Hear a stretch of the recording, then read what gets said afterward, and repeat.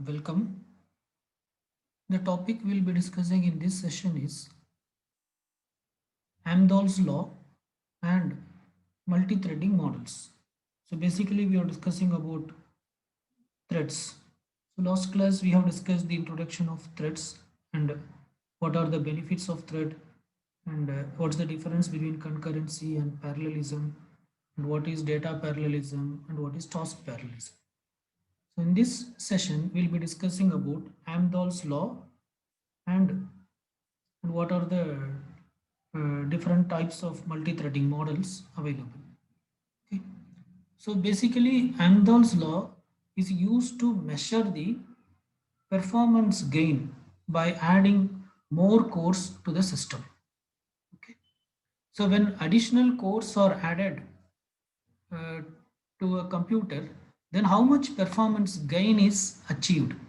So that is given by a formula, and this formula is called as Amdahl's law. Okay, and this is the formula. So speed up.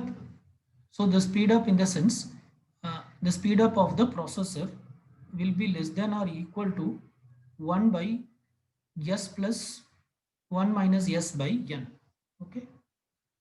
So the speed up that is improved by adding more cores will be equal to this. So here there are some variables s and n. So what is s and what is n? So s represents the fraction of or the percentage of serial operation. So in a system, when a process is running, it may have two types of tasks. The set of tasks that can be done parallelly and the set of tasks that should be done serially. So serial portion in the sense, these tasks should be executed serially. Even though you have multi-processor system, you may have four processor or five processor or four cores or five cores. But these instructions cannot be executed in parallel. So how many such instructions are there? So that is represented as yes. So yes represents the serial portion of the instruction, the percentage of serial portion of the instruction. Okay. And what is n? N represents the number of processing cores. N represents the number of processing cores. So if your system has two cores, then n is 2. If the system has 5 cores, then n is 5. If the system has 100 cores, then n is 100. Okay. So let us consider a typical example. Let us assume that the 25 percentage of instructions are has to be executed serially in our system. Okay, let us assume that 25 percentage of instruction should be executed serially for a given process, and remaining 75 percentage of instructions can be executed parallelly. 75 percentage of instruction can be executed parallelly, 25 percentage should be executed serially, and let us assume we are moving from one course to two cores, that is n is equal to 2. Current value of n is 2. Then how much will be the performance gain? So if you apply in this equation, what you will get in the sense, you will get a value of 1.6. It means that the performance will improve, the speed up will increase by 1.6 times. Okay. So this is the law using which you can calculate the performance gain by adding additional cores or additional processors. Right? So now we'll be discussing about multi-threading models. So basically we'll be discussing these multi-threading models uh, under three headings, or you can say there are three types of multi-threading models available. So what are the three types? So those three types will be, these are the three types of multi-threading models available: many to one, one to many, and many to many. So what are those? Let us try to understand.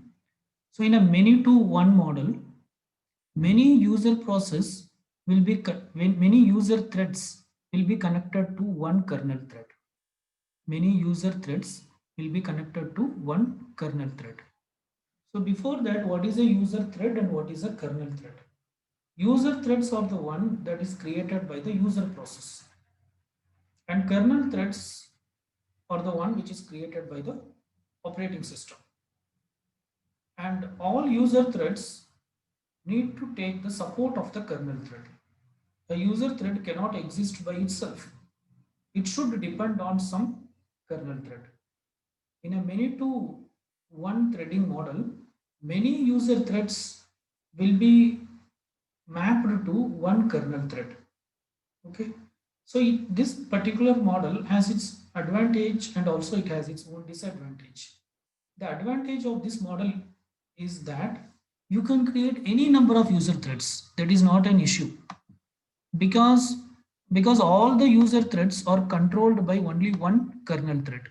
So I can create 100 user threads also, because basically I'm not requesting more resources from the operating system, because there is only one kernel thread which is going to control all these things. So that is the advantage of this particular system. But the disadvantage is one thread can block all other threads also. Say for example, this is thread T1. Let us assume currently this thread T1 uh, is is using the kernel thread. That is, it is performing the task through the kernel thread. Now say that this T1 got blocked. Now because blocked in the sense it may be waiting for an IO operation or something. So who is waiting? Along with T1, this kernel thread is also waiting. So it means that this kernel thread is not available during that blocked time. During the blocker time, the kernel thread is not available. So the other threads also have to wait. They also cannot continue. Thread 2 and thread 3 and thread 4 also should wait, because there is only one kernel thread you have. So when this particular thread T1 is waiting for an IO operation, it means that the associated kernel thread is also waiting. Okay, so uh, this is one of the disadvantage of this particular model. So it also has another disadvantage. Assume that your system is a multi-core system or a multi-processor system in which you have more than one processor or one cores. Okay. So say let us assume the system has three cores. So it means that you can perform three operations parallelly. Three operation truly parallelly. So there are three cores available or three processors available, core 1, core 2 and core 3. Now three actions you can perform parallelly, but this model restricts that you can use only one kernel thread. So multiple user threads will be mapped to only one kernel thread. So you cannot take advantage of the multi-core that is available in your system, because finally this kernel thread will be using only one core. Okay, so you cannot take advantage of the multi-core architecture or the multi-processor architecture that your hardware supports. That is the second disadvantage. There is no parallelism. It cannot support parallelism in a multi-core system, right? So this is how a many to one threading model works. The second threading model what we'll be discussing is one-to-one threading model. So in a one-to-one threading model, every user process will be connected with a separate kernel thread. Every user thread will be mapped to a separate kernel thread. That is, each and every user thread will be mapped to an individual or a separate kernel thread. So again, this model also has its own advantage and disadvantage. The advantage of this model is it can support parallelism.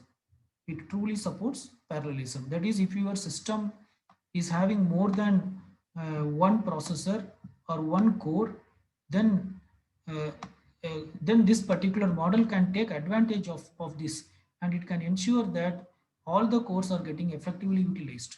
So for example, if your computer is having three cores, then currently these four threads are running, four user threads and four kernel threads, because for every user thread there will be a kernel thread. So maybe the operating system may connect this kernel thread with core C1 and this kernel thread with core C2 and this kernel thread with core C3. Okay, two threads should be connected to core C3. Okay, so they will be context switching. Like if C3, if this thread may execute for some time in C3 and then this thread will execute. Whereas these two are running fully parallelly. Okay. So this is the advantage of this particular system. the more parallelism. So it supports more parallelism than many to one model. But the disadvantage of this model is that normally you cannot have many threads, because for every user thread you should have a kernel thread. And creating a kernel thread is a costly operation. Creating a kernel thread is a costly operation, because for every, whenever you create a user thread, you need a kernel thread. So you cannot create a kernel thread just like that, because operating system resources are limited. So accordingly, only operating system can create a kernel thread.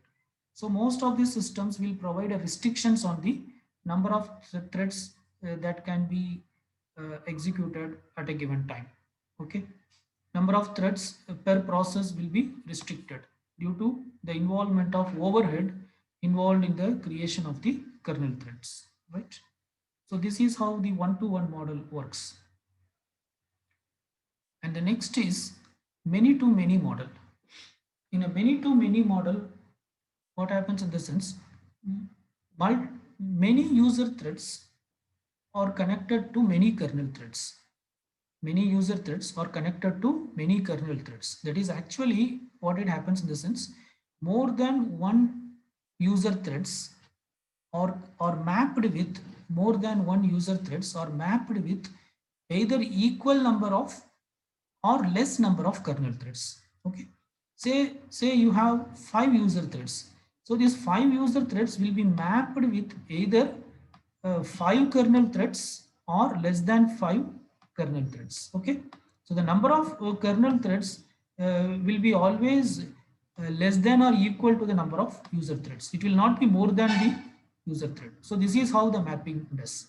Okay, that is, the number of user threads will be less than or equal to the number of kernel threads. Okay, fine. So what is the advantage of this model?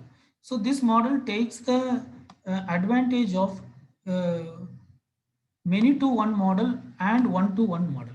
So in many to one model, the advantage is that you can create any number of user threads, because everything is controlled by only one kernel thread. But the disadvantage is it does not support parallelism. Okay. Whereas the advantage of one to one model is it supports parallelism, but it places a restriction on the number of threads that can be created by a particular process. Okay, so those are two extremes. So this many to many model, it takes the advantage from many to one model and from one to one model. Okay, so here number of kernel threads that you create is also under your control. Okay, because you can also connect more than one user threads to a single kernel thread depending on the resource availability, and also you can create any number of user threads. Okay, so basically it takes the advantages of the other two models. It allows the operating system to create a sufficient number of kernel threads, and and and basically it takes the advantages of the other two models. Okay, so this is how many to many model works. The And this two level model is one variation of many to many model. It is one variation of many to many model. So it is basically same as many to many model. Other than that, it adds one additional feature that a particular user thread can be bounded to a particular kernel thread. Okay, a particular user thread can be bounded to a particular kernel thread. What does it mean?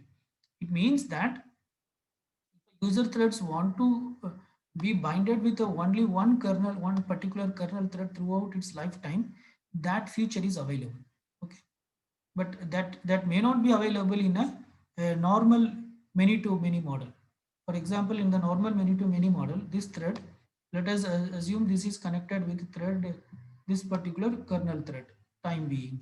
This is thread 4. Thread 4, user thread 4 is connected with this kernel thread 1. But after some times, this thread 4 may be mapped with kernel thread 3. That might have happened. Okay, but uh, but two level model, what it ensures in the sense, it also provides a feature that a thread can be bounded to a user thread can be bounded to one particular kernel.